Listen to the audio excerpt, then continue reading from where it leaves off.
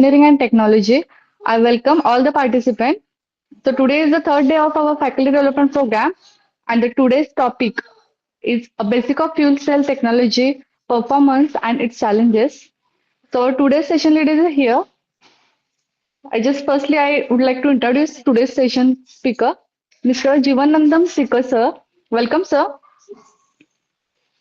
Mr. Thank you. Jeevananandam is Thank a you, madam. seasoned technology leader with over seven. Hello, am I audible, sir? Yes, ma'am. Okay. Okay. Mr. Jeevananandam is a seasoned technology leader with over 17-year experience in global automobile industry. He contributed to the development of heavy-duty modular truck performance. Today, he is at the forefront of Ashok Leyland innovation program in fuel cell electric vehicles. His contribution to the industry include 3 granted patents, multiple technical publications, and 2 more patents in the pipeline. He brings a unique blend of technical expertise, innovation, and vision, making him as an inspiring voice on the future of transportation. Warmly welcome, sir. We all are waiting for listening you. So I just request you, sir, please start your session. Thank you, madam. Thanks for the nice introduction. I will share my screen.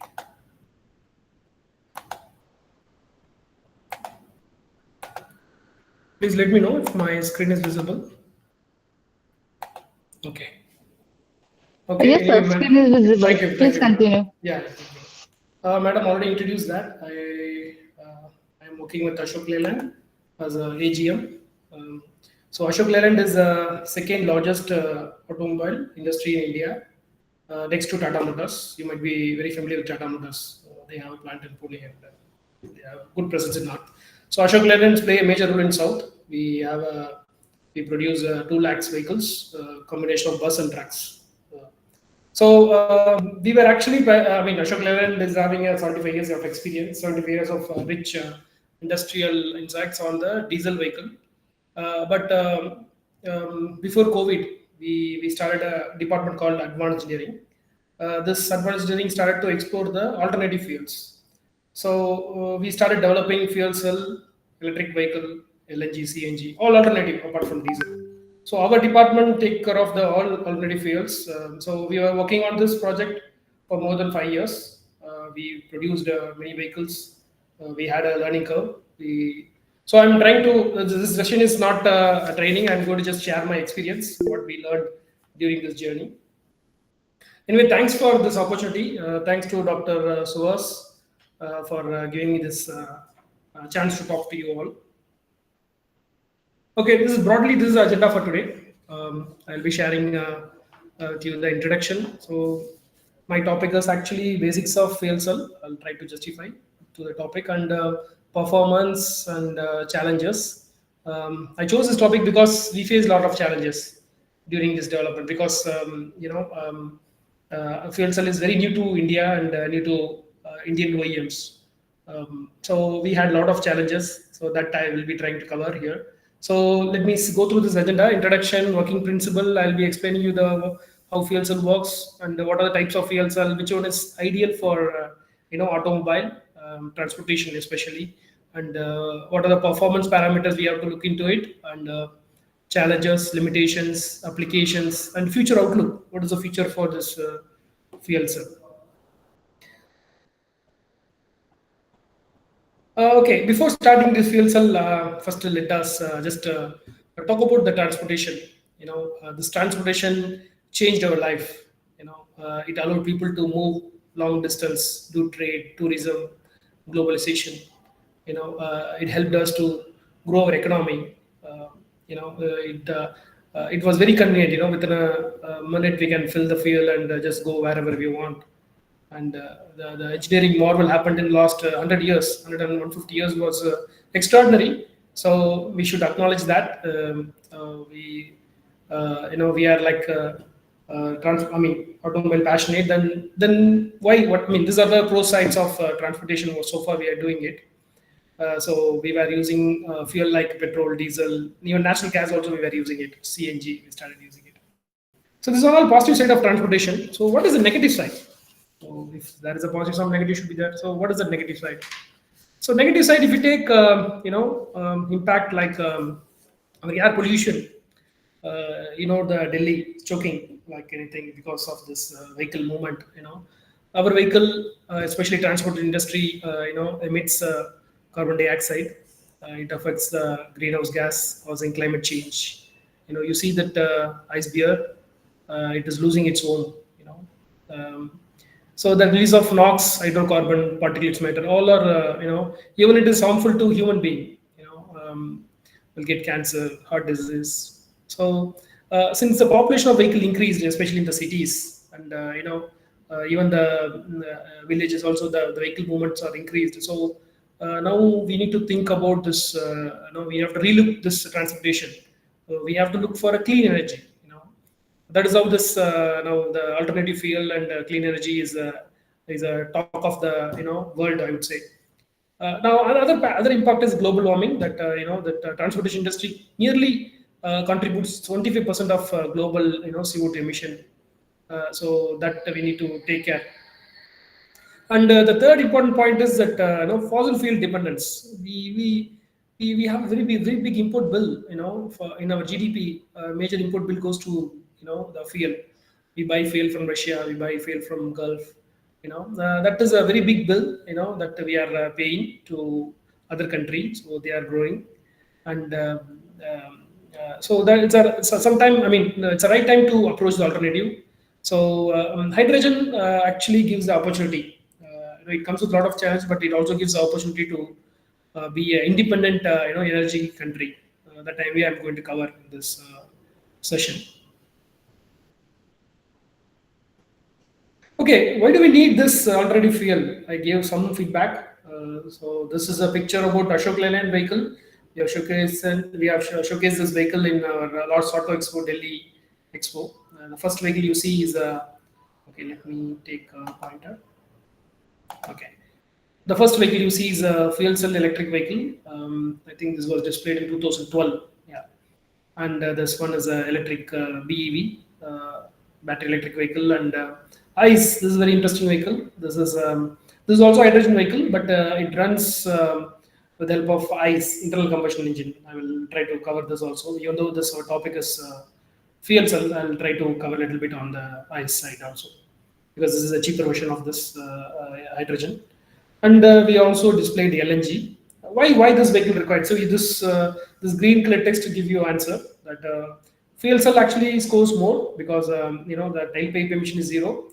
So whatever the tailpipe will emit only water, pure water, distilled water. So even people can drink that water. So that much pure water it will emit, no harmful gas, nothing. So it is zero. If you take other side, there's electric vehicle. Electric vehicle tailpipe, emission is zero. There is no emission. There's no tailpipe at all here. But if you take whether if you ask me, it is very clean. I can't say it's very clean, because battery manufacturing has a lot of impact in the CO2 emission during mining, and even nowadays charging. Even you take your scooter, you're charging it. Most of people now, I mean, at least some people have electric vehicle, electric scooter now. So you're charging it. It's good, it's clean. But where this energy comes from? It's come from fossil fuels, because most of the thermal plant now we have is actually runs from coal. It is not from solar or anywhere. So indirectly, you're actually also polluting, even though we use electric vehicle. So we have a negative side for this electric vehicle. So we have coming to this ICE. ICE again, you see this. We reduce the. I mean, the tailpipe emission going to be reduced dramatically. You see this CO2, carbon dioxide. It is like 100% less, no carbon, because there is no carbon in the hydrogen. Even if you burn, your hand will not get black, because there is no carbon. So it would be black. So zero CO2, and similarly carbon monoxide, no CO, and NOx without after treatment system. After treatment system is a system we use to filter out the engine gases. So without that, we can reduce 70%. So with that, we can we can very much control the NOx, nitrogen oxides. Particulate matters 100% no, hydrocarbon no. So these are the main, I would say main five gases present in the diesel vehicle. So I'm comparing with the diesel. That's why I've just mentioned all these things. You come to this side, LNG. LNG also we have why government is promoting CNG, LNG, because this is also one reason. The carbon dioxide is less. It produces only 0 to 20% carbon dioxide. Okay, so similarly, carbon monoxide is less. It goes up to 90% reduction. NOx less, particulate is almost 99%, and hydrocarbon also less. So you see this so many advantage. Why did I mention here all these things? Is LNG is also required now. People say that LNG will be like a bridging technology, so that because fuel cell electric going to take some more time, especially on the heavy duty segment. So we need some certain technology now.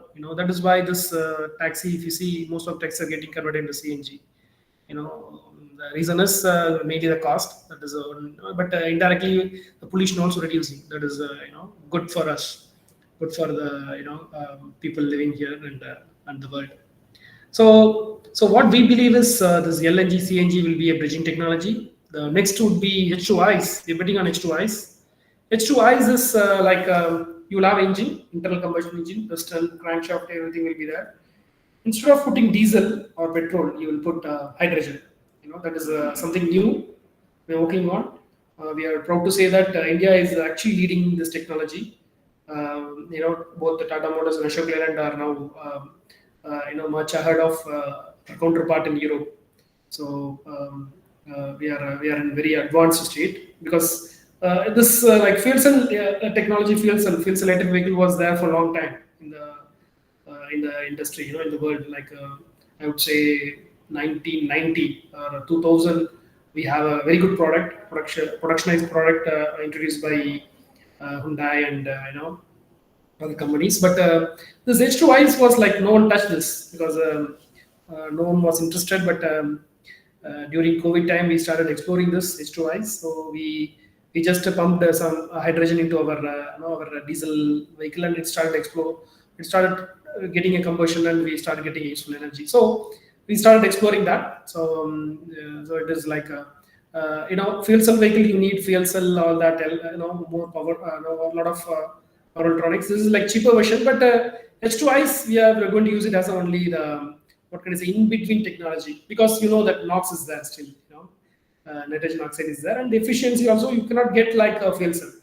Fuel cell will give you 60% efficiency, but this will be like 45 to 50% better than diesel, but still it cannot beat fuel cell.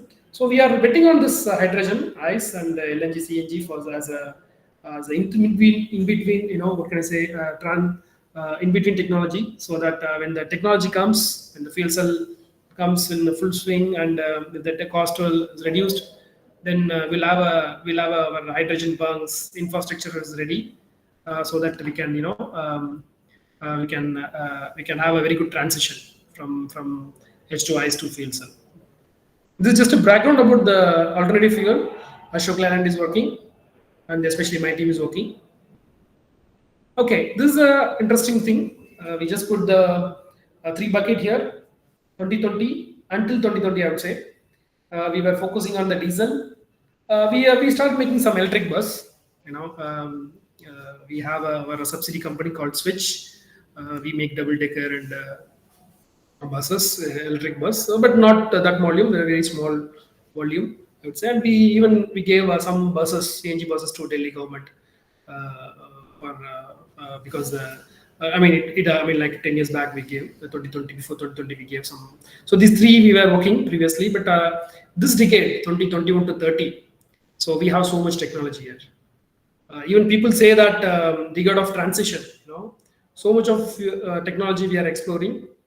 Even not only us, all reputed OEMs are exploring all technology, I would say. The bus actually volume increased, electric bus volume increased. We introduced electric buses, and even we introduced hydrogen vehicle.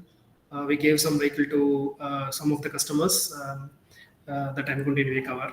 We gave the vehicle to some customer for LNG. Even CNG, we are also exploring turbines. So we are almost betting on all technology here. We believe this until 2030 this will continue, and it will start getting into consolidated. 20 after 2030, we believe electric and hydrogen will play important role. Diesel volume will come down. You see this big size to small size. So diesel engine volume going to be reduced, we believe. It will not be like wiped out. So there will be application which still require diesel vehicle.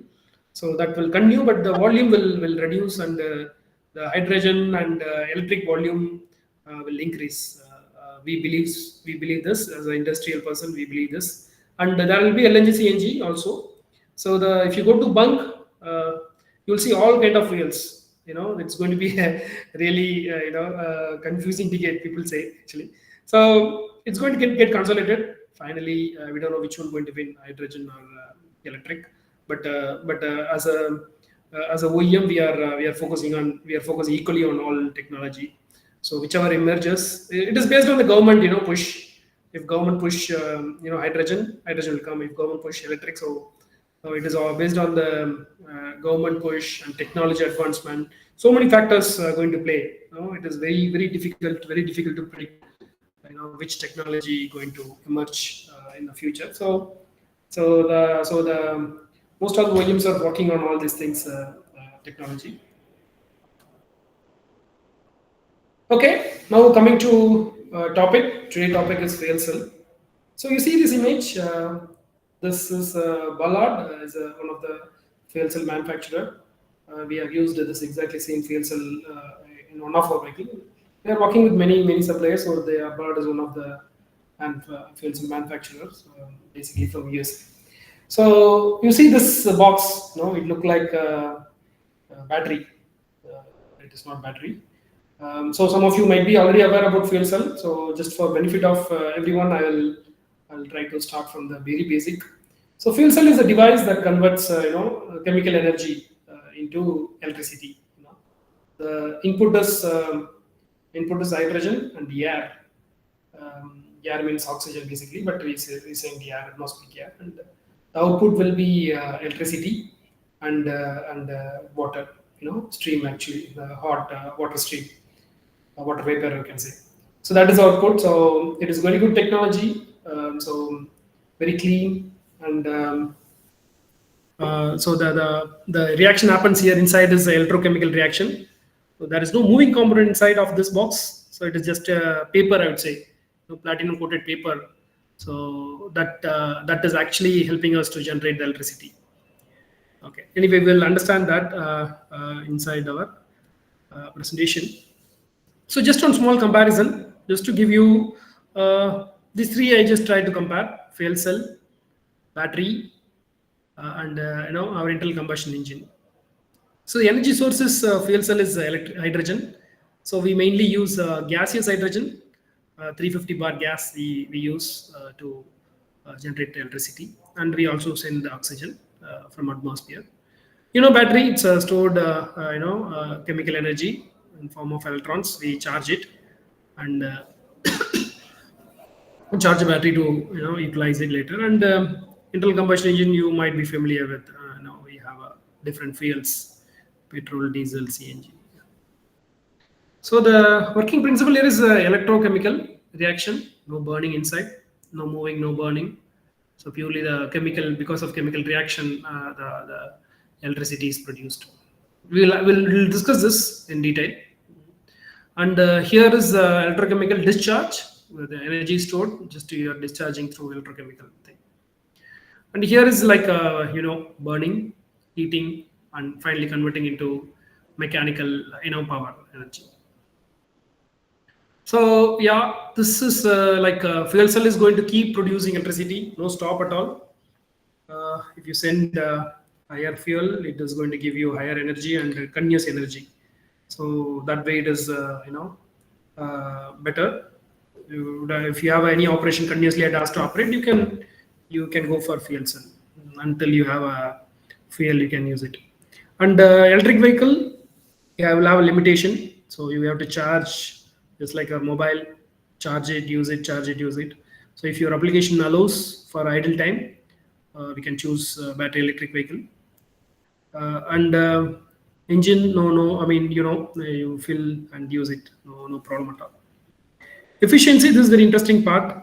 So the fuel cell efficiency going to be up to 60%.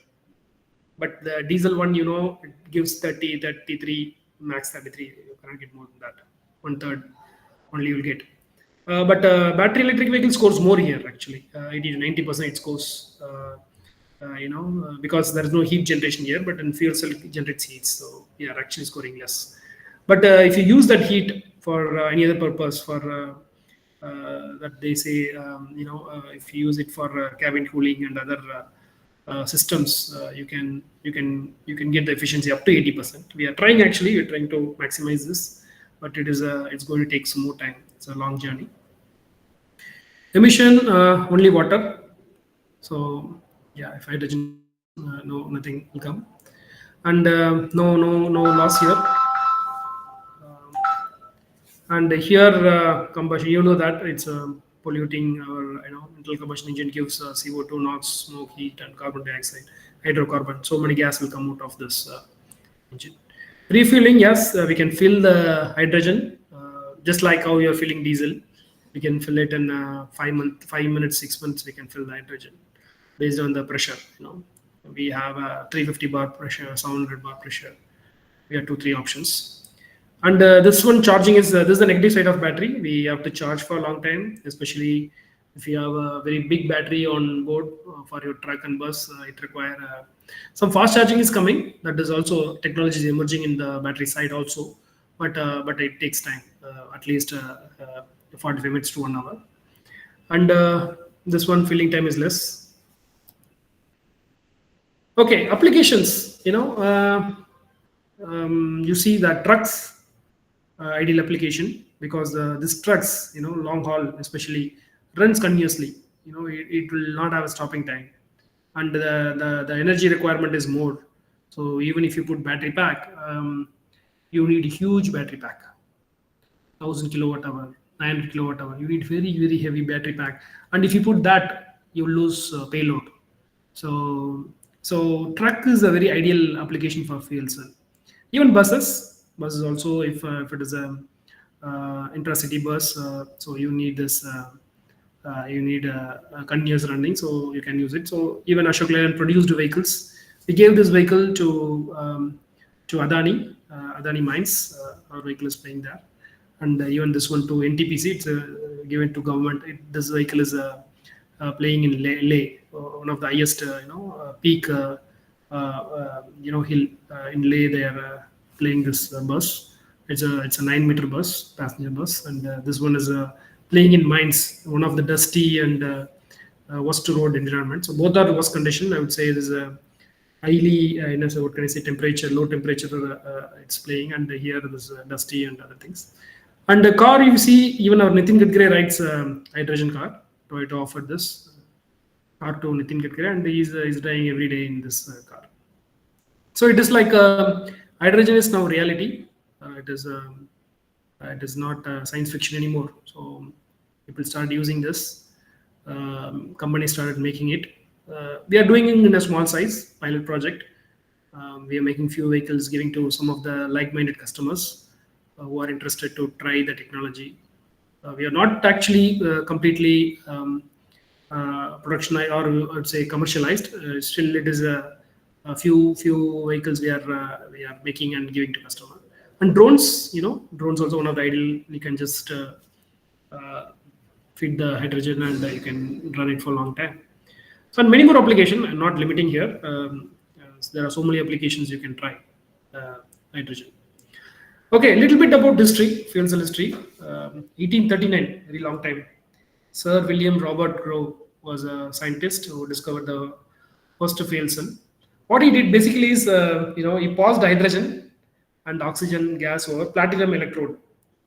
That is in the sulfuric acid, that it started producing electricity continuously. So that was the first demonstration in the history of fuel cell, and it happened 1839, very long time back. So yeah, so that was the first demonstration of electricity production from fuel cell, and without burning the fuel. But it took long time, So many years nobody touched that. Even I wonder why. And then the next big milestone is 1960, NASA space mission, the Apollo mission. I think Apollo 11. They used this, fuel cell. I think they used alkaline fuel cell type. The main purpose was they need water for astronauts. So they used this fuel cell and they produced water, the electricity, and water. Astronauts drank the water from that. So that was a very interesting story. Again, you see the big gap, 1960 to 1990. Europe, Japan, everyone started testing the bus. I don't know why it took 30 years to again restart. They made vehicles, military vehicles, and they started doing production. And 2000, commercial vehicles started coming. Like Toyota Mirai is one of the vehicles. That is what Nitin Gadkari is use for transportation. So Honda Clarity. There are so many vehicles launched. The development started happening everywhere, even in buses in London, California, China. Many people started using. 2010, some other improvement, like many big factories, Google, Apple, they started using this as a genset. This is for worst case condition. They want to use this. In extraordinary condition, they want to run this vehicle, run this genset with the help of fuel cell. Some companies started using that as a stationary power, backup. 2020 is now I would say it is like a more advanced state now. Even many companies started using in India, even Tata, Ashok Leyland, and similarly, if you go to Europe, Scania, not Scania, Daimler, and other companies, German companies started making fuel cell vehicle. And some now many people are using in different applications, even train, ship, even flight. They are trying in almost all the wherever the engine were used. Now they are trying to use this. Is my screen visible?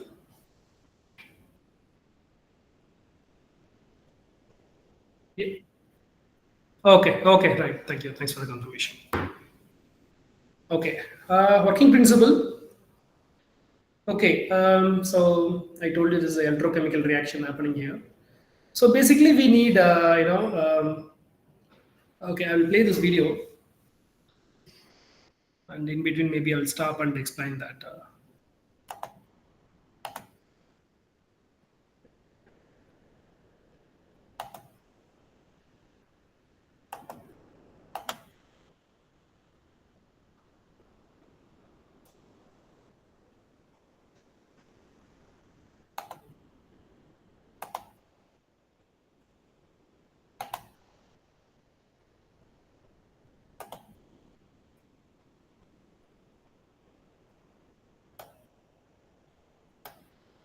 Powerful little piece of technology that's quietly reshaping how we think about Can you hear? energy, Can you hear the video? fuel cells. You've probably heard about them in the context of hydrogen-powered cars Okay, good. or futuristic clean energy solutions. But what exactly is a fuel cell? How does it manage to generate electricity without fire, without moving parts, and with water as the only emission? It sounds almost too good to be true, right? Well, let's break it down. Right here, on History of Simple Things.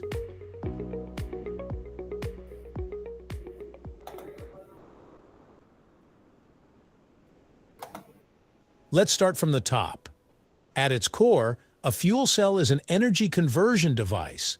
It takes chemical energy, most commonly from hydrogen, and converts it into electrical energy through a reaction with oxygen. What sets fuel cells apart from conventional batteries is that they don't store electricity. They generate it as long as they have a fuel source. It's sort of like a mini power plant that you can keep feeding as needed, unlike a battery that you have to charge and wait on. And unlike combustion engines, fuel cells don't rely on burning fuel. Instead, they use an electrochemical reaction. Okay, I would like to pitch in here. So this electrochemical reaction, I told you, you basically need two input for fuel cell. One is hydrogen in a gaseous form, and second input is oxygen from air, from our atmosphere. So basically, we need a membrane here. This typically we use PIM, proton exchange membrane. See, hydrogen is getting divided into two molecules. One is a proton. The yellow color you see is electron. So so what happened here is this when the fuel comes inside, the proton electrons are getting broken here. The catalyst here, this ash color you see is a catalyst. Catalyst anode I would say. This side catalyst is a cathode I can say. So what it does is it breaks that gas into two molecules, proton and electron. So proton alone allowed to enter inside. So the membrane will ensure that it will only allow the proton to pass through this layer, and the electron will not be allowed here. So what happens is the electron will start accumulating here, and the electron will try to find a way to go out. So that they will find a way here. So there will be one channel to transfer the electron. So the electron goes here and charges the battery, whatever charges the battery, or you put any load, that will happen, and again it will come back. The lost energy will come back here.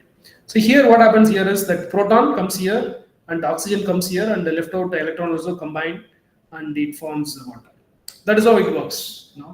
So you will also have one more channel. So the left out hydrogen also will go to that again pump, and it get recirculated.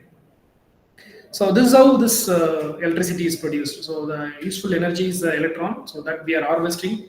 We are basically breaking the hydrogen and splitting the electron, and the useful electron is used to charge the battery. So from charge the battery, you can connect this motor to run the vehicle. So that is the fundamental things happens inside this fuel cell stack, especially the membrane. Essentially a silent, flameless process where molecules are broken apart and their energy is harnessed. The only byproducts? Water and a bit of heat. That's why fuel cells are often hyped as a clean alternative to fossil fuel engines.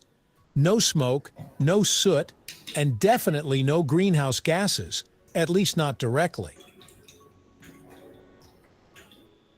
Now let's talk about what actually goes on inside one. A typical fuel cell consists of three main parts: the anode, the cathode, and the electrolyte that sits in between. Hydrogen gas enters through the anode side, and oxygen, usually from the air, enters through the cathode side. But they don't just mix together like baking soda and vinegar. Each component has a very specific job to do. At the anode, hydrogen molecules are split into protons and electrons. The electrolyte in the middle only allows the protons to pass through to the cathode, which creates a kind of bottleneck. The electrons, now blocked from crossing over directly, are forced to take a detour through an external circuit. That detour is where we get our electricity. The flow of electrons through the circuit powers whatever device the fuel cell is connected to, whether it's a light bulb, a car, or a backup power system. Meanwhile, on the cathode side, the protons and electrons reunite with oxygen molecules. This reunion forms water, a completely harmless byproduct, and a bit of heat, which can sometimes even be reused for heating in combined systems. And that's the full loop. No moving parts, no noisy engines, just clean, reliable electricity. While that general setup applies to most fuel cells, there are actually several different types out there, each with its own specialties. The most common type is the proton exchange membrane. Okay, this PIM, we call PIM, proton exchange membrane. So this is very famous here. In most of the trucks, buses, we use this technology. I would say 100% or 99.9% people use this. This proton exchange membrane for fuel cell vehicle, because it is very ideal application, a ideal fuel cell I would say for automobile. If you compare with other fuel cell like alkaline and many other fuel cells, they all are bulky, and they take time to start. The density, the electricity, the energy density coming out of the fuel cell is very less. So, and it may not be useful, or may not be possible to integrate in our vehicles. So, but this proton exchange membrane is actually a supreme one. Um, so it actually gives us very compact size to put in our vehicles. So this is a most preferred fuel cell for automobile people. Fuel cell, or PEMFC. These are lightweight, compact, and operate at relatively low temperatures, making them ideal for vehicles and small-scale power generation. Their fast startup time and simple design have made them a favorite in the automotive sector. Then there's the solid oxide fuel cell, SOFC, which operates at very high temperatures, often over 800 degrees Celsius. These are bulkier and slower to start, but they're incredibly efficient and can even run on fuels like natural gas. You see, this is also one of the good fuel cell, I would say. The only problem with this fuel cell is this the size is bulky. But the other advantage of this fuel cell is it can even run with other gases. Even the CNG also we can use to run this. So that way it is actually good. But problem here is we cannot use it in vehicle because this size is bulky and heavy. So that makes this fuel cell is not suitable for automobile. But for other applications like a genset, where we can use this, it is an ideal candidate for stationary applications. Where even the hydrogen quality also not very important. We can put any hydrogen in this fuel cell works. Gas or biogas. Because of their heat output, they're great for industrial applications or backup power systems that can benefit from both electricity and thermal energy. There are also molten carbonate fuel cells, MCFCs, and phosphoric acid fuel cells, PAFCs, each suited to specific industrial needs. Some prioritize fuel flexibility, while others maximize efficiency. But across the board, the unifying feature is that electrochemical reaction. No combustion, no smoke, just electricity and water. Now, you might be wondering, why hydrogen? Why not just use something else? The main appeal of hydrogen lies in its abundance and simplicity. It's the most common element in the universe and packs a high energy density by weight. That means you get a lot of energy for a relatively small amount of mass. But there's a catch. Hydrogen doesn't exist freely in large amounts here on Earth. It has to be extracted from water using electrolysis or from natural gas through a process called steam methane reforming. Electrolysis is clean but energy intensive. Steam reforming is more efficient, but involves fossil fuels and releases carbon dioxide. So while the fuel cell itself is clean, the source of the hydrogen can determine just how green the overall process really is.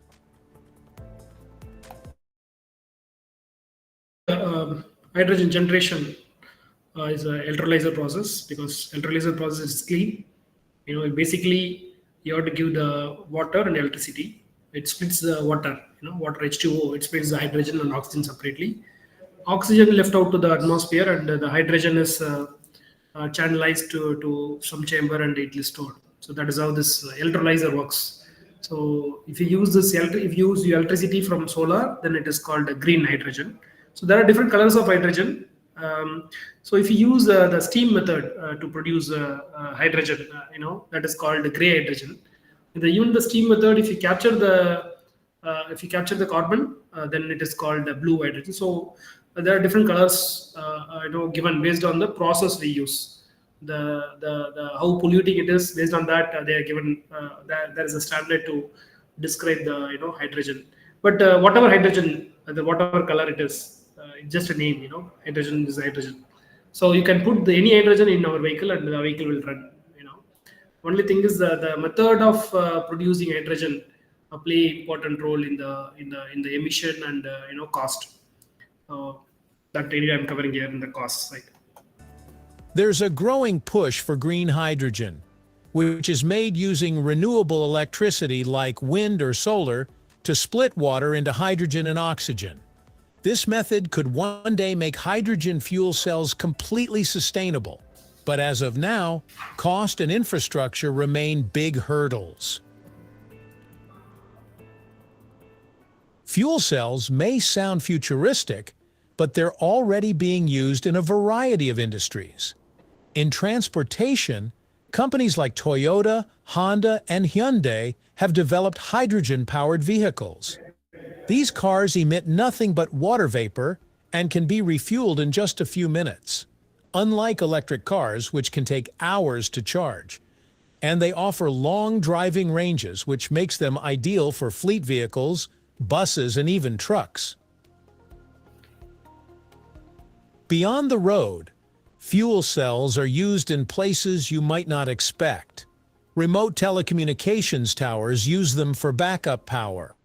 Some hospitals rely on fuel cells to keep life-saving equipment running during outages.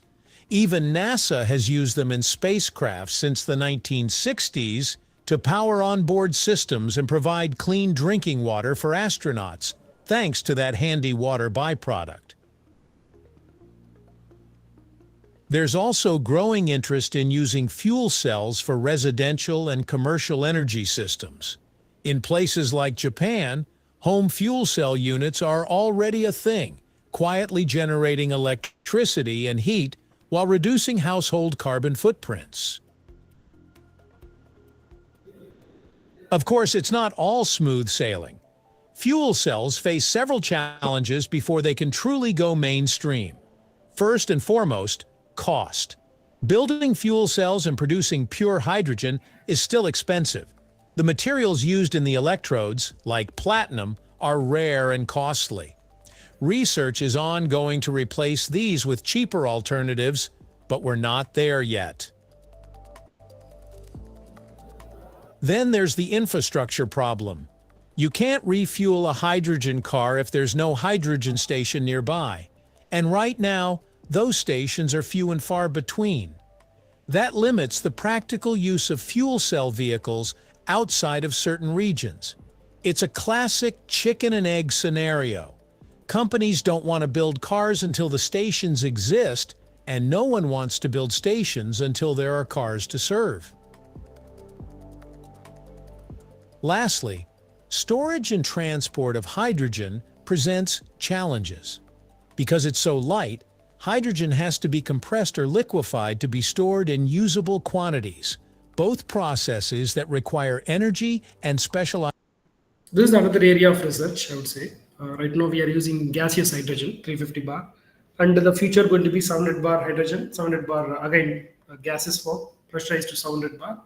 And Europe is now doing a testing on the liquid hydrogen. They are further compressing it and to making it liquefied. And because if you make it liquefied hydrogen, you can store more in the less space.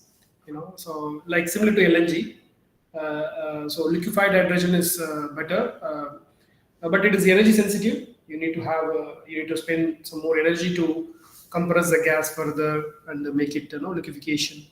And even people are working on the solid state hydrogen that I'll explain. So there are different fuel technology people are working to make it really benefit for future. Equipment. Ensuring safety, efficiency, and affordability remains a major research focus.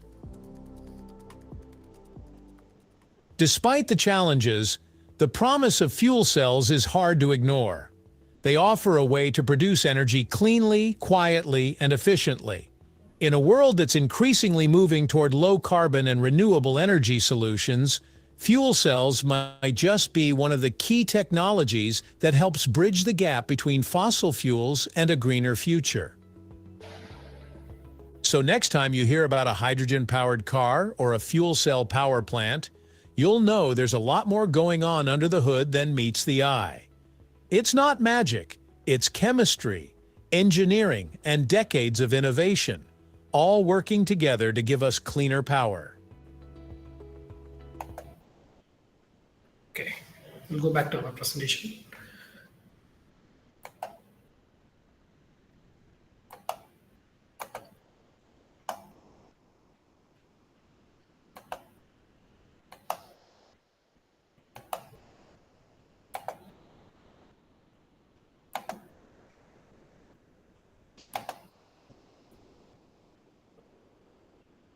Okay, so this is what. Okay, I have one more video to just a short video just to tell you. This is like I like this one when I was trying to learn. How the fuel cell inside, because this very you will get a very less chance to open the fuel cell and to see what is inside. So just a minute. Yeah. So Dr. Ganeshan, he has done this assembly in his lab. So you see here, this is the end plate he's using, and he's trying to assemble the fuel cell stack just to demonstrate us how this fuel cell. He's using only one paper to just to show you this. So this is just a Teflon tape for insulation, because electricity is getting produced. So we need to isolate that, isolate that electricity from the end plate. The end plate will start transferring the electrons. So we need to prevent that. So that's why he's using that Teflon tape. And this is all silicon, O-ring, just to control the isolation.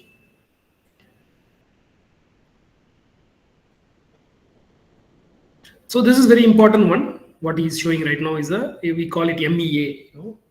MEA is it is a 5-layer thing. It has a layer called PIM, proton exchange membrane, is inside this paper, and it will also have a catalytic layer. That catalytic layer is both side of the PIM. There will be a catalyst layer that is having a one side we call anode, another side is cathode. That layer is actually coated with platinum. That platinum is actually responsible for splitting the hydrogen into proton and electron. And PIM, the proton exchange membrane, is just a layer to stop the proton, so that the electron is, allowed to go to some other channel. So that catalyst play important role. And there will be one more layer called the gas diffusion layer.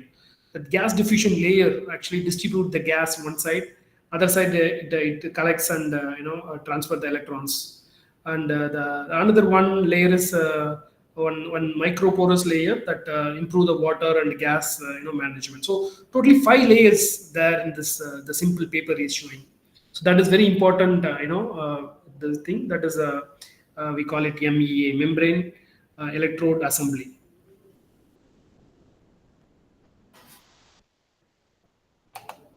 So he's trying to assemble that MEA in this.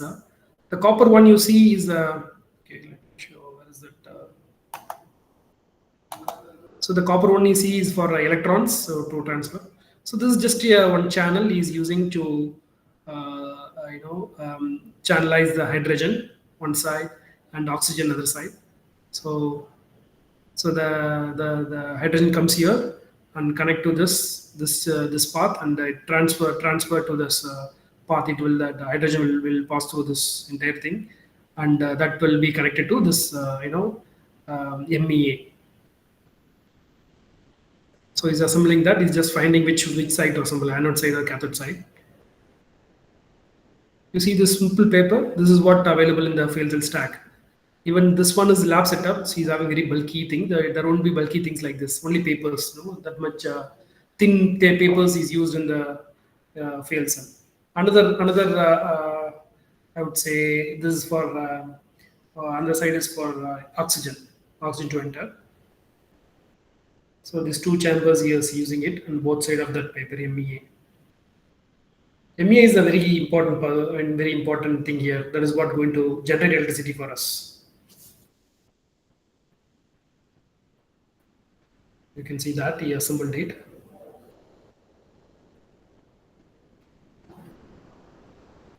Finally, you will put that another conducting material for negative side and positive side of conducting material for transferring the electrons. Another insulation, Teflon tape to avoid the short circuit, and finally is assembling the end plate.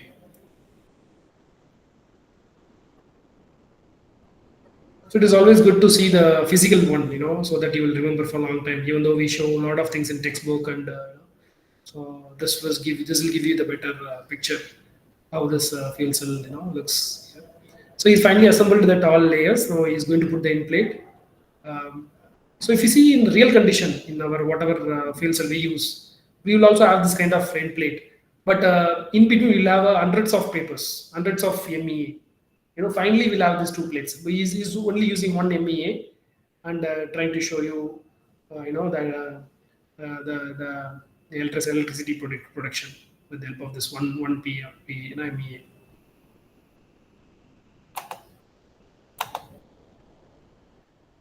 Okay, he's just assembling. I'm forwarding this.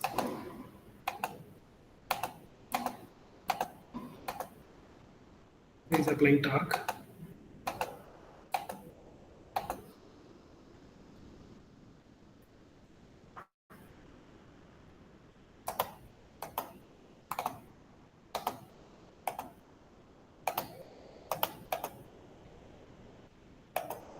So what he's going to do is he's going to connect it. You see here. So he's going to connect it. One side is a hydrogen, and other side air. Okay, this side is hydrogen input and hydrogen output. Other side air, and he's leaving the atmosphere. So he's just checking whether hydrogen is coming or not using this water and glass. So he found that, and the other side is checking whether air is coming. So yeah, it is coming. So he's now connecting to the chamber. So this is a hydrogen in one side. Anode side is connecting the hydrogen, and cathode side is connecting the oxygen or air. So he's going to turn on, and he's leaving the air outside atmosphere, and the hydrogen one is putting it on this one just to show you that hydrogen is coming, and we should not leave the hydrogen outside. It's flammable also. But up to 4%, within 4%, nothing will happen. Beyond 4%, it is flammable hydrogen. Now he's checked that. Now he's connecting with the positive and negative terminal, because then only we can see whether the voltage and amp, current and voltage in that display.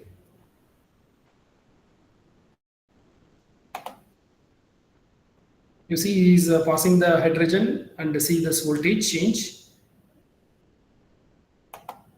And he's correcting the voltage so that you can see that amp, how much current is passing from this PEA. So the simple things he's able to generate. So you see that the small paper, MEA paper, is responsible for generating this electricity.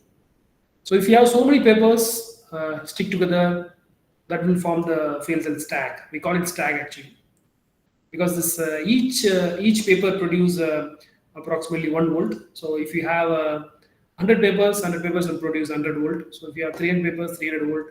And in our vehicle, we use a 600 volt system, 650.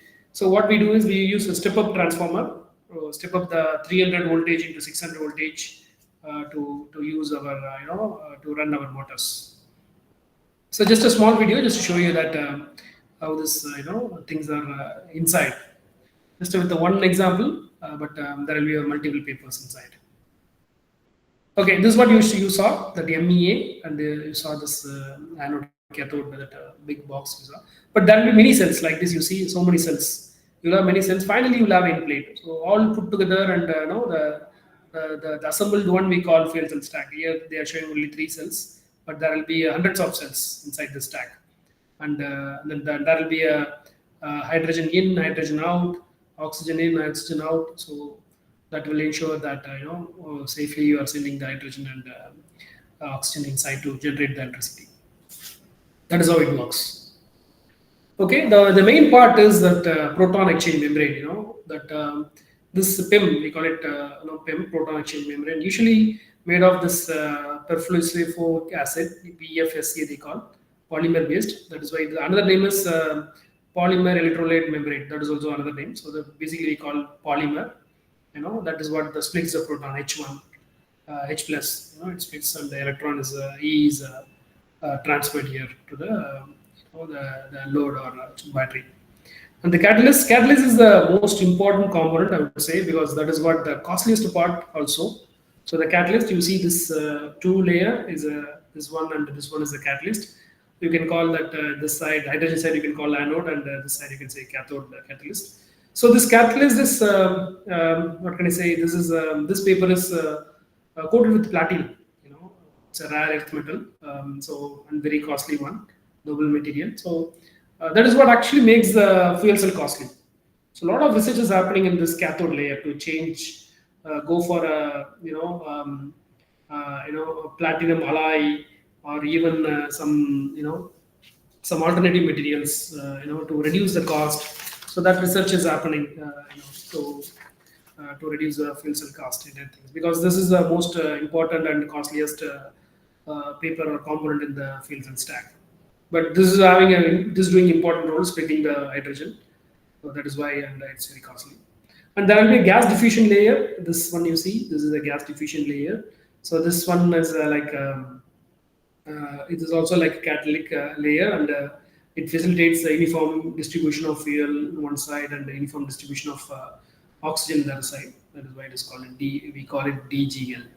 And other things are like end plate. So I have not mentioned here. So there will be end plate to channel this hydrogen and oxygen both side. So this is what we call MEA. Membrane electrode assembly. This entire thing. So this is one paper. Like this, you will have multiple papers stick together to form the fuel cell stack.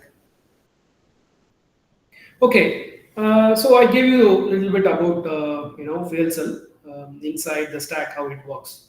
So okay, we'll talk about vehicle. So this I have made one small animation just to show you how the energy flow happens in the vehicle.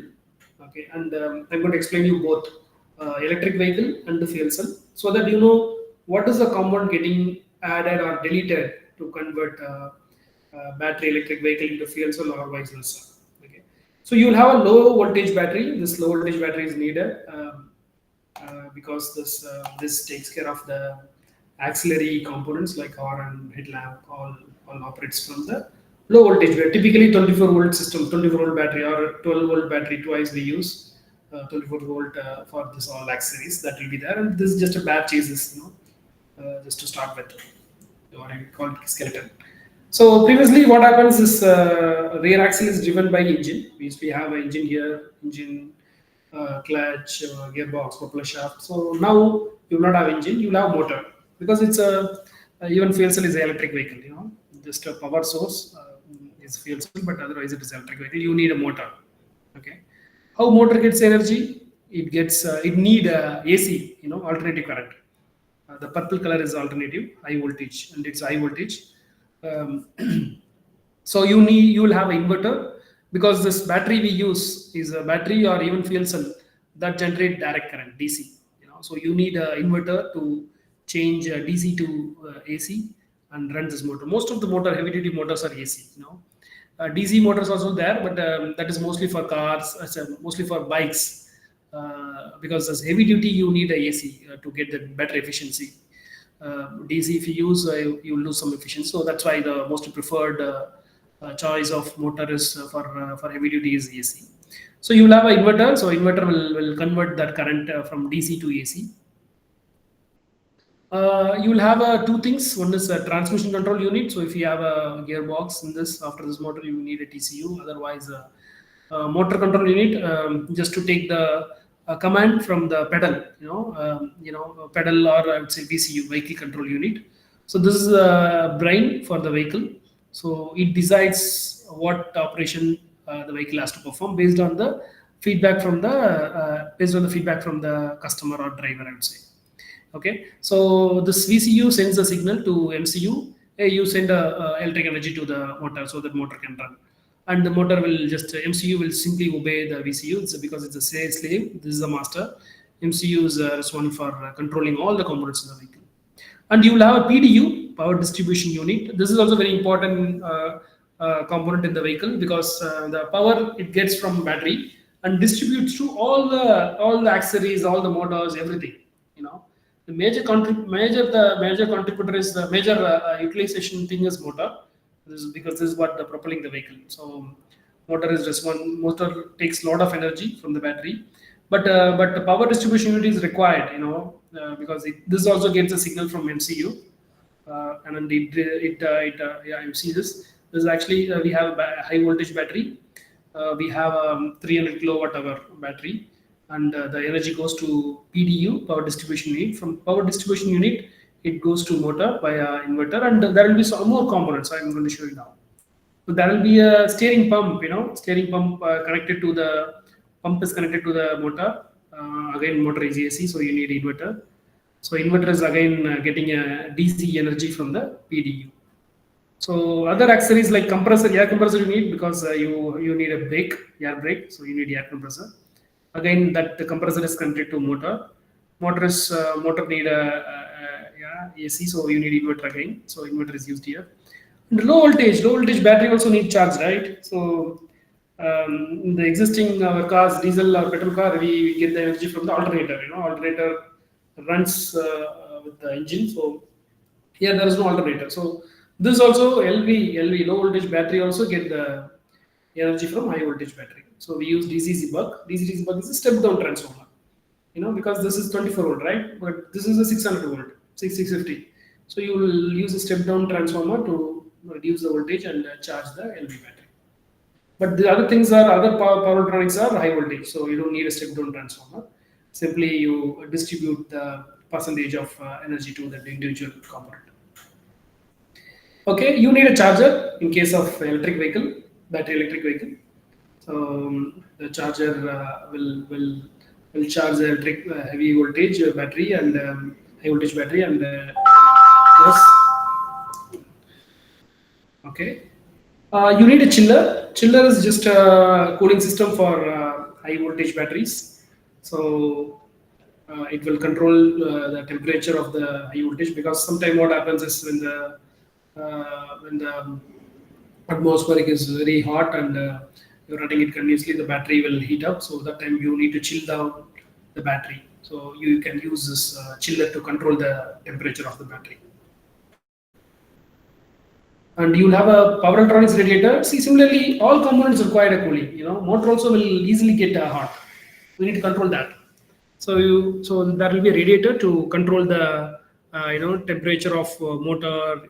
Inverters also get easily heated up because it's continuously converting the energy, right, from DC to AC. So all those things required cooling. So we cool everything, motor and all the power electronics. Now I deleted this. You see this BEV now. Now I'm going to delete some of the components. So to convert this BEV into fuel cell. Okay, so I'm removing this charger. Now I'm adding a fuel cell. So instead of charging from home or whatever from charging station, you remove that and put the fuel cell on board. Vehicle will have the fuel cell. So that will continuously generate energy. Basically you need energy to run the charge the battery, right? So this onboard genset, or you can call a fuel cell.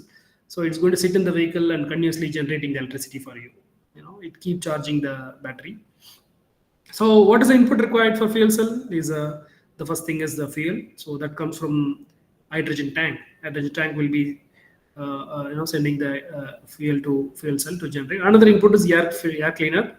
Air cleaner is just to filter out the air from atmospheric, because fuel cell is very sensitive to the sulfur content. So sulfur and even carbon monoxide, all these things are some tiny quantities available in the atmosphere. So that all to be filtered out. So we use very special filter, some chemical filter here to filter out those things from the atmosphere and send the clean air to the fuel cell. And this will also have one more cooling system. That's a very dedicated cooling system for FC, fuel cell radiator. So the size of the cooling system is relatively bigger compared to ICE, internal combustion engine, because the temperature range inside is very less, and the delta change is very less. It plays between 7 degree. So we need to control that 60 to 67 degree. We need to maintain this. So the radiator size is very big compared to diesel and petrol vehicle. So that is how this works. So just to give you that the vehicle level, the components, what all components are there in the vehicle, and how the energy flow happens. I hope you understood this. Okay. So this is called the FCEV. So again recap this yellow line you see, this is the high voltage DC line. This yellow line you see all are high voltage DC, and the purple color is the AC. Okay. So AC line, so getting converted from AC to and this is for a low voltage thing, low voltage line, 24 volt system. Okay, quick comparison. So battery is like limited, you can store only certain energy, but fuel cell No need continuous power supply, but it can generate the continuously the electricity. That is the advantage. And runs until discharge. So this one runs as long as fuel is available in the vehicle, or you can refill it. Charging, near charging, but this one just needs refueling. So that refill and run the vehicle. This one you can ignore it. Okay, now come to the type of fuel cell. This is also very important. We should know what all types are available in vehicle. That video also a little bit covered, but I will explain here what is that types and why we are choosing PIMS, fuel cell. But there are so many fuel cell available in market. Okay, this is the most favorite fuel cell used by all automobile companies. That is the PEM, proton exchange membrane fuel cell. So it's a polymer based. Okay. Yeah. So the temperature range you see, it operates between 60 to 80 degree Celsius. So we need to maintain this temperature. And the key feature is, it's very quick to start. We can simply turn on the fuel cell hydrogen, just a minute. Turn on the hydrogen tank, and once it gets the hydrogen, it will start quickly and start generating the electricity. And it is very compact and lightweight, so ideal for automobile moving transportation vehicle. And it also produces a high power density. So high power density means small common can generate a lot of energy. So that is what very important for our vehicles. So application is like all transportation, even forklift started using this fuel cell, transportations for fuel cell, PIM fuel cell. Okay, other fuel cell like SOFC, solid oxide fuel cell. So this fuel cell is that will operate in a very high temperature, 600 to 1000 degrees Celsius. The advantage here is we can use gas, biogas, natural gas, CNG, LNG. You can use all the gases, different gases you can use apart from hydrogen. But if you take PIM, we can use only hydrogen, and very clean hydrogen need for PIM fuels. But here you can use even less quality hydrogen also we can use, and efficiency also more actually efficiency. But the problem here is it's bulky. People are actually doing a lot of research in this to reduce the to avoid all this negative part. But it is ideal for stationary applications because the warm up time also more and bulky and the high temperature. So the insulation will be very tough. 600 degrees, 1000 degrees Celsius is really tough for us to insulate. So it is ideal for stationary application. SOFC. Next fuel cell available is the molten carbonate fuel cell, MCFC. Again, this comes with a little higher side temperature, 600 700 degrees Celsius. Again, this can be, we can use different fuel cell, efficiency is high and suitable for carbon capture things. But again, this is also time is more, so this is not ideal for transportation, but okay for power plants. Alkaline is one of my favorite fuel cell, I would say. So this is also used in that NASA space mission, the moon. When people landed, they use this fuel cell. The problem here is it's very sensitive to carbon monoxide because of carbon dioxide, because whatever even the air we use, right, from air only we use oxygen. So even the small quantity of carbon dioxide, the fuel cell is very sensitive. So we'd use pure oxygen. Again, we have to put one tank in the vehicle and again use some oxygen, and this is like little complex for us. So but the efficiency is good, but so it's ideal for space missions, but not for transportation. So mostly it suits because 60 to 90 degrees is fine for us cooling wise. So efficiency is good because if it is more than 60%, we are allowed to have it. But only problem is this oxygen. If in future, if this is reduced, the sensitivity reduced, then we can even use this alkaline fuel cell. PAFC fuel cell, people are still exploring this. Temperature is relatively less compared to those fuel cells, 150 200 degrees Celsius, and people using mainly for genset. The problem is the size, the respect size, that low power density. So vehicle we cannot use it, and starting time also less. But reliability wise, it is good, reliable, and you can use it in hospitals and buildings, hotels. So This is also having a good future. PAFC is good for ideal candidate for genset. Okay, coming to efficiency. Efficiency is key. Finally, efficiency going to be translated to cost. So if you get more efficiency, it is better. So the ratio of fuel useful electric output to the chemical energy is efficiency. So how much hydrogen used to produce certain kilowatt hour energy is very important. So that's what defines the thing. So the PEM fuel cell is actually giving you 40 to 60%. But if you use this combined heat, so whatever it's coming, this is also producing a little bit heat. No, if you combine it, you can increase the percentage a little higher. Okay, but if you compare with the conventional fuel cell, conventional engine, 25 to 30, so it is really better, twice of that. So that way, it is actually scoring more efficiency-wise fuel cell. Power density, we usually call to compare the efficiency. The power density we use this unit, watts per kilogram or watts per liter.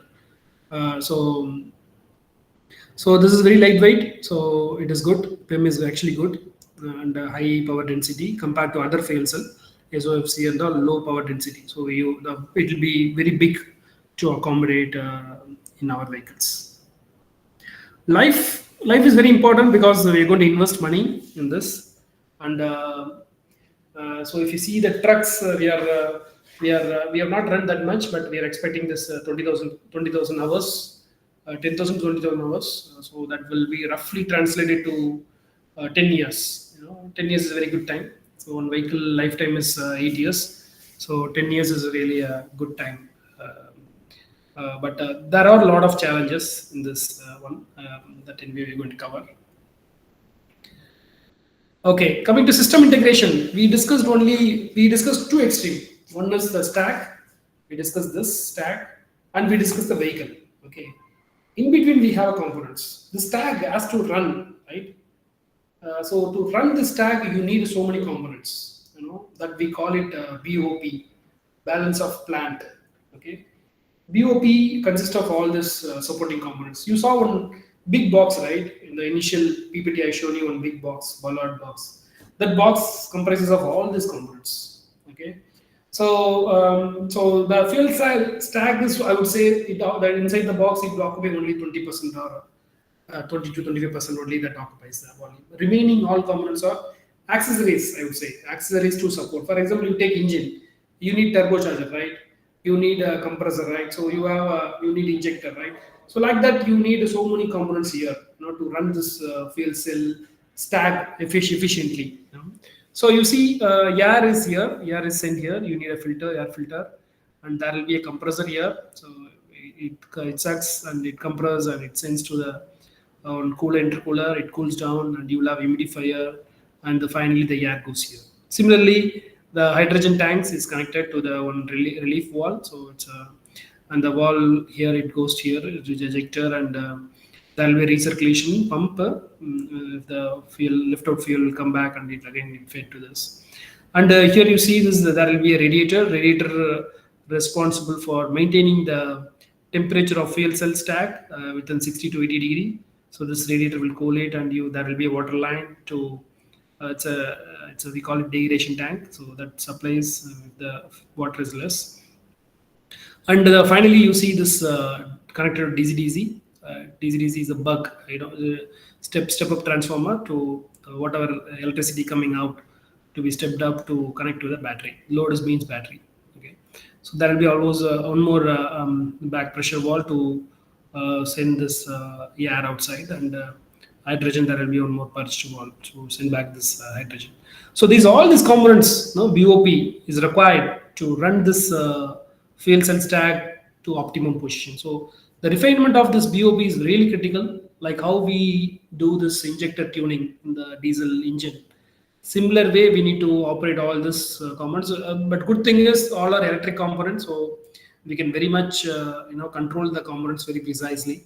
So and based on the application, we have to change the compressor speed, and based on the things. But one of the major problem we face now is the durability of this. All this integrated to the vehicle, and the vehicle will experience so many vibrations, right? So this component should withstand that vibration. So that is what the critical one. I'll show you some other picture. I think I have this one more picture. So you see this box. So fuel cell stack is somewhere inside this very small one, but there's so many things you will have. Air compressor, hydrogen, supply, and radiator, not radiator inside, the radiator connections inside. This is just a vibration isolator. Just this is what connected to the frame. So you'll have so many components inside. So this is what we call balance of plant, BOP, short in the short.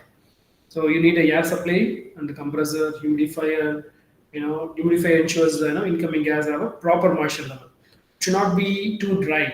If the air is too dry, that will make our fuel cell membrane dry, and that will have a degradation issue.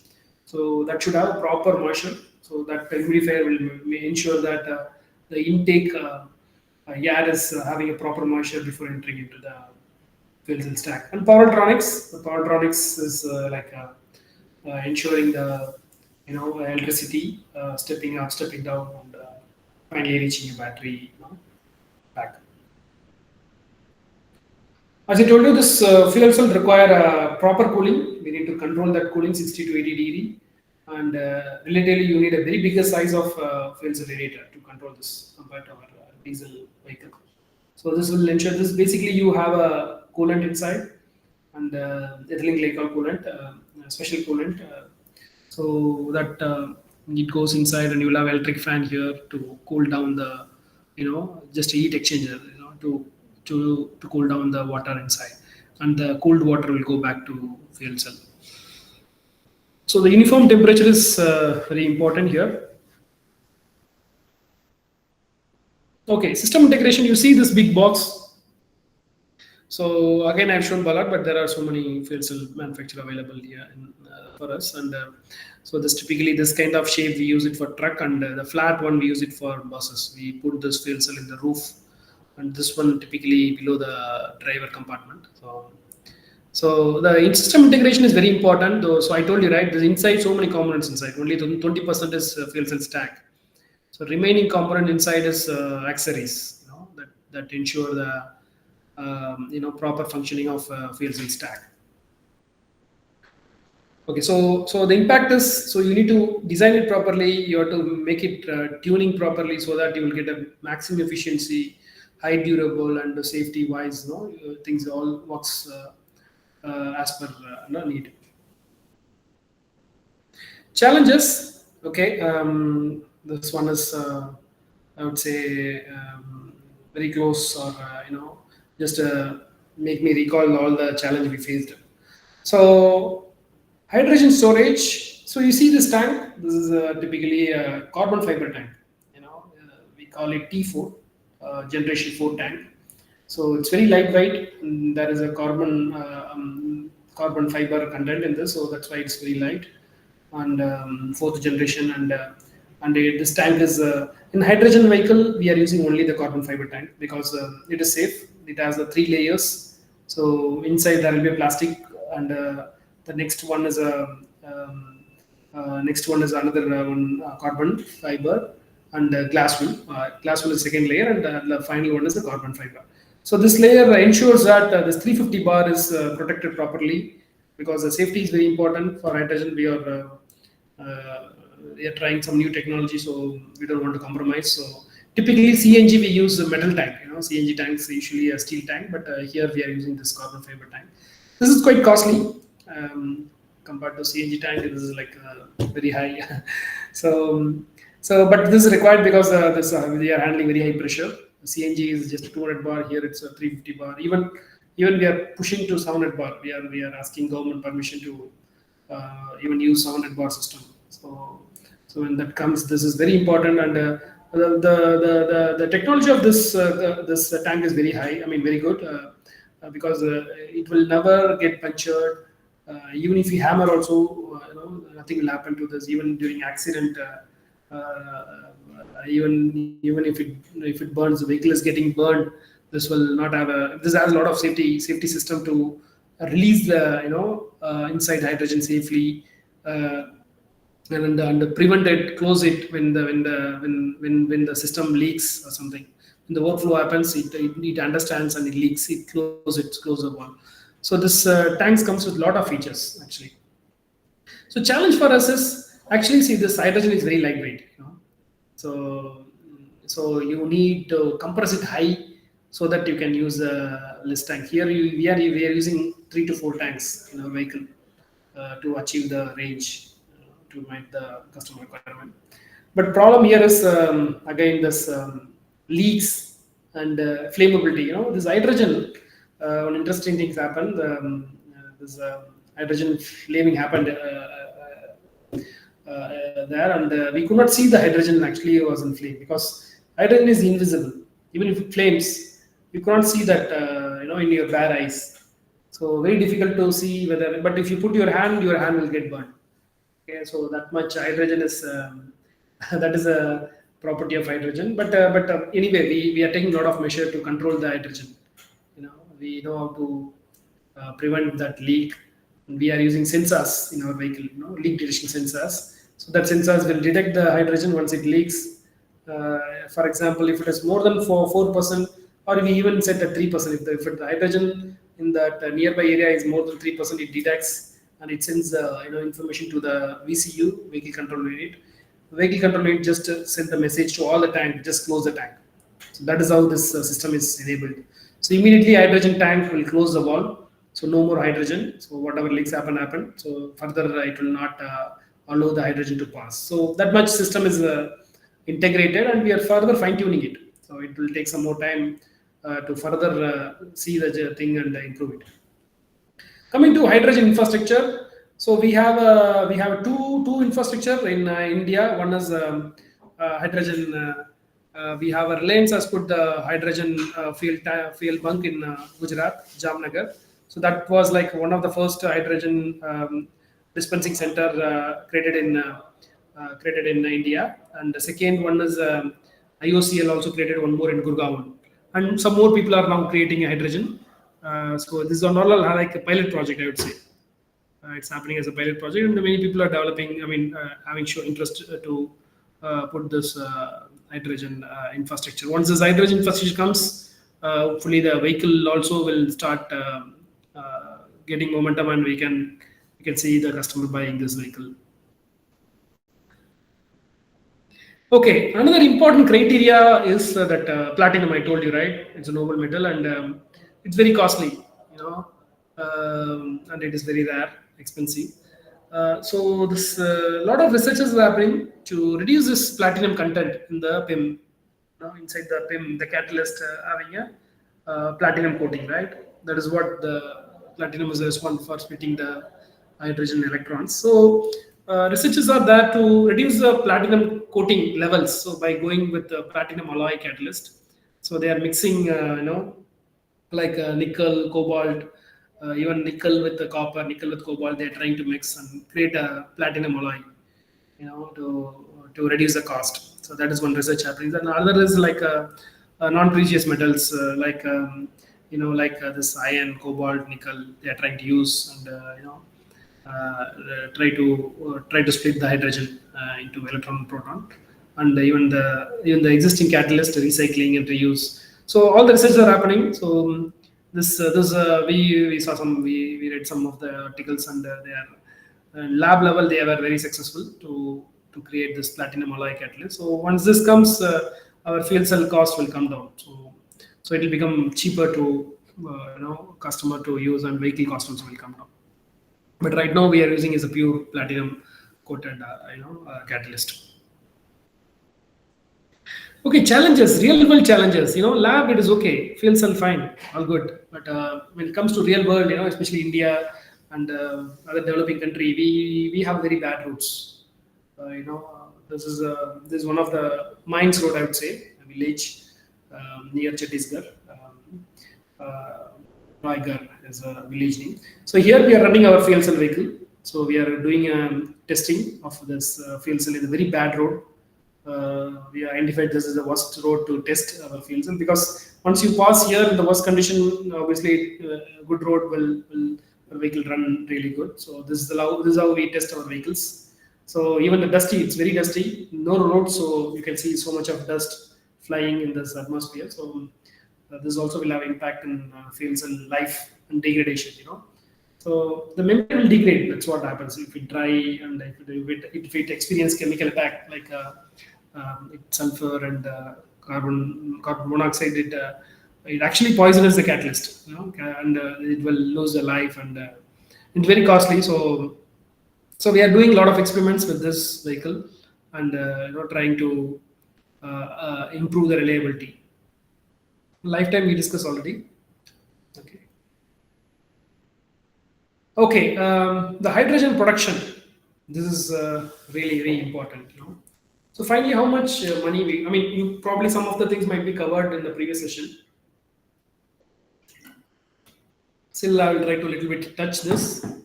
So right now, the current electrolysis method. So there are basically two methods we use to produce electricity. For produce hydrogen. One is the electrolysis method. So electrolysis method required. It produces green hydrogen. So right now the typical cost is around 500 to 600 rupees per kg, $5 to $7. But many corporates now targeting to make it $2 to $2 per kg. So that is an ambitious target. Even reputed oil refinery companies are looking at. So this green hydrogen you can call green hydrogen once you supply the electricity from solar. Okay, then only you can call green hydrogen. Okay. And similarly, the steam methane reforming is a natural gas reforming. So if you in the furnace, inside the furnace you put methane and you put what can I say, this steam and heat it. So you can generate this hydrogen. And if you trap the carbon, you can call it a blue hydrogen, otherwise it is a gray hydrogen. So whatever hydrogen you produce, green, blue, gray, whatever you produce, that hydrogen, anything you can produce and you can use it in our vehicle. It doesn't mind. But only problem is you'll be what can I say, releasing some of the emissions. So that is not good for the world. So, but it is very cheap, 150 to 200 rupees. This is for sustainable thing. Electrolysis is best. And you will have solar, and the solar will be generating electricity, and that electricity is getting converted into hydrogen. One interesting case study I read. I was not planned to cover, but I will just explain here. So what happened is in the future, especially Europe will experience a summer 6 months and winter 6 months. So during summer they can generate a lot of electricity with the help of solar. But they will not have a place to store it, energy. They need a very big battery pack, so much of capital sensitive, and very difficult to store so much of energy so that they can use it in the winter. So they are planning to put this kind of electrolyzer and create underground hydrogen tanks and generate electricity from during the summer as much as possible, and store it as a hydrogen fuel and use it during the summertime, because during winter time you will not have sun. You cannot generate electricity from solar. So that time you can use this hydrogen, stored hydrogen. You can even sell it.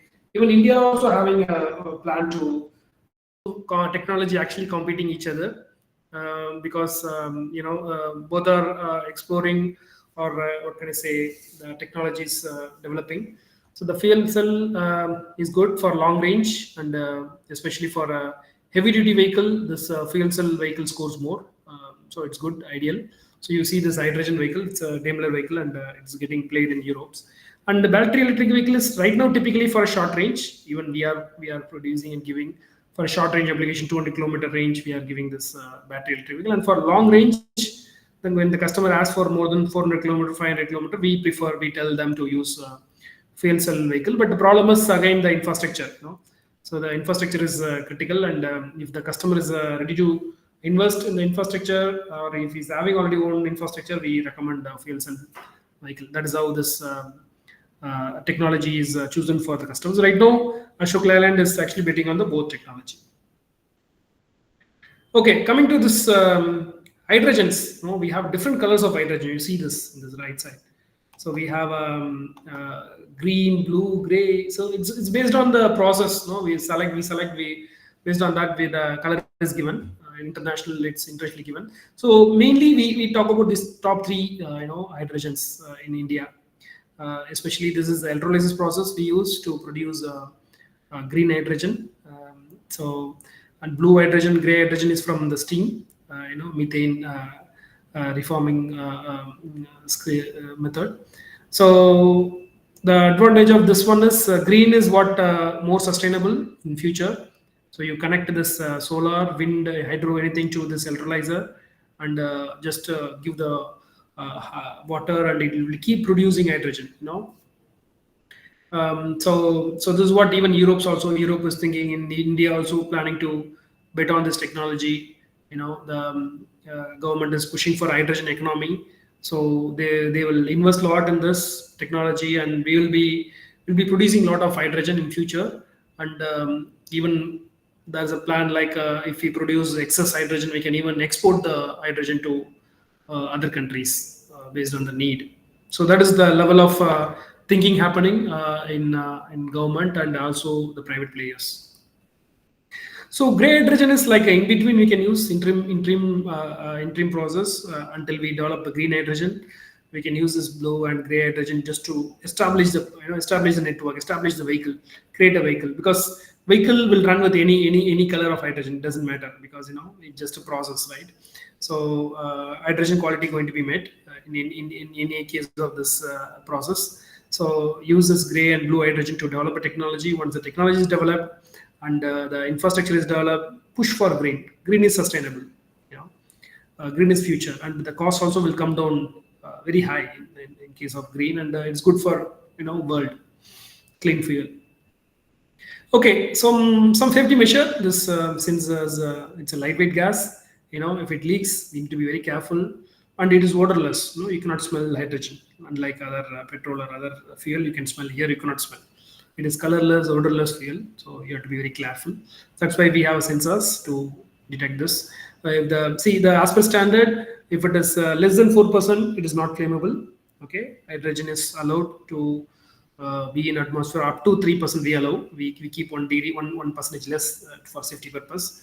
So we at 3% we cut off everything. The sensors will detect it, and that sends the information to the vehicle control unit, and we block it. We just close all the systems, and we take the vehicle into stationary, so to check the operator. Okay, application. So you see this. This is our vehicle getting used in one of the mines. So you see, this is a FCEV, fuels electric vehicle. So you see this very dusty environment. It's a coal application. So I show you one road, right? This is what that went. This is a site from Chhattisgarh mines. It is transporting coal from mines to, and it goes up to the village and go to the one railway station where it unloads, and the coal is sent to the train to the power plant. So that is how it operates.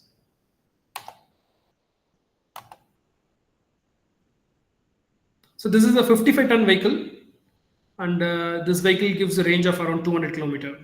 So you see back, this is actually a hydrogen tank.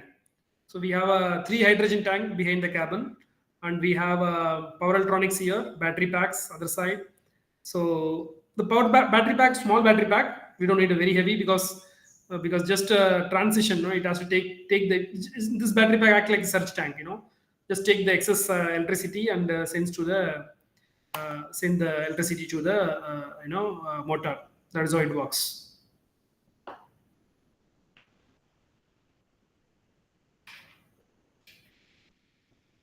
So this vehicle is a pilot project. So far, the performance was satisfactory.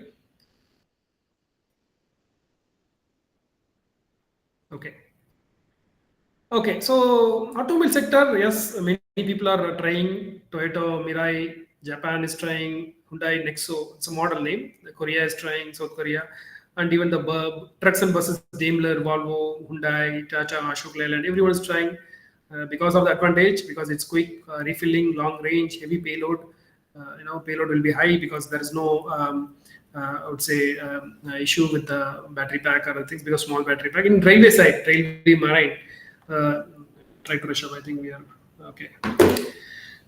Okay, so this fuel cell is used in the trains. Alstom is one company. They are using, they're doing all pilot trials.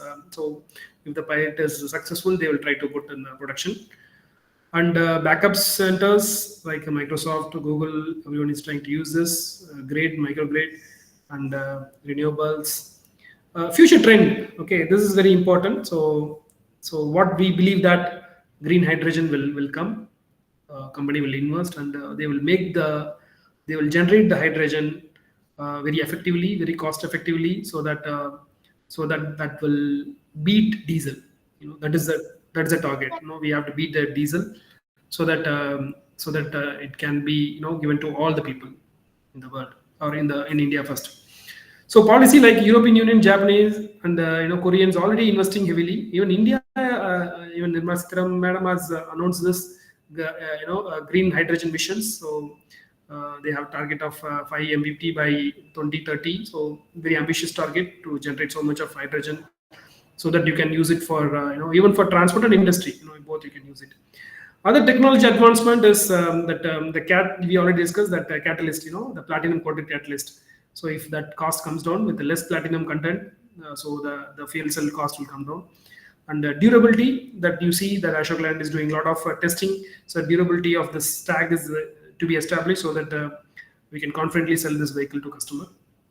And the solid state hydrogen storage, this is something very novel. Like right now we are using gas hydrogen, but future or not future, even Europe is using liquid hydrogen, and the next step of liquid hydrogen is solid hydrogen. So solid hydrogen is nothing like just one foam. You observe all the molecules in that foam, and you release whenever required. So that the space will be like very very less, and we can achieve the longer range. So it's very futuristic, the solid state hydrogen storage. And we need to couple it, like this hydrogen generation, green hydrogen, not only for transportation. You can use this hydrogen to industries. So probably 70% hydrogen will be used for industry and 30% for transportation. In that way, we can justify the investment. That is what's happening right now. So this is a future trend. That's all from my side. So if you have any questions, we can discuss.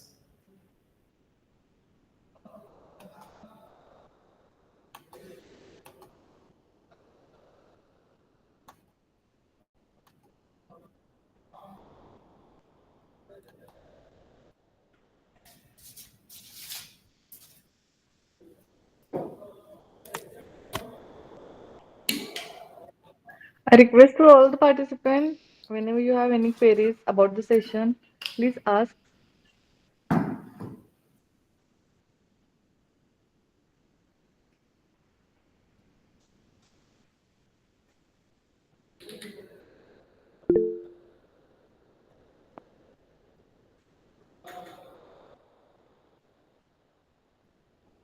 Ma'am, there is no any questions, so please conclude the session. Okay, sir. Okay, sir. I thankful to our today's session leader. Actually, sir, you bring all the knowledge from basic to advanced, and you also show the overall the practical session about the fuel cell. So we are just thankful to you, sir. So behalf of our institute, we just thankful to you because this is wonderful session about the fuel cell, sir. So Thank you. I just declare the today's session is concluded. Thank you, sir. Thank you. Thank you all Thank you all the patiently participants. for patiently listening to this session. Yes, sir. Yes, sir. Thank you. Thank you.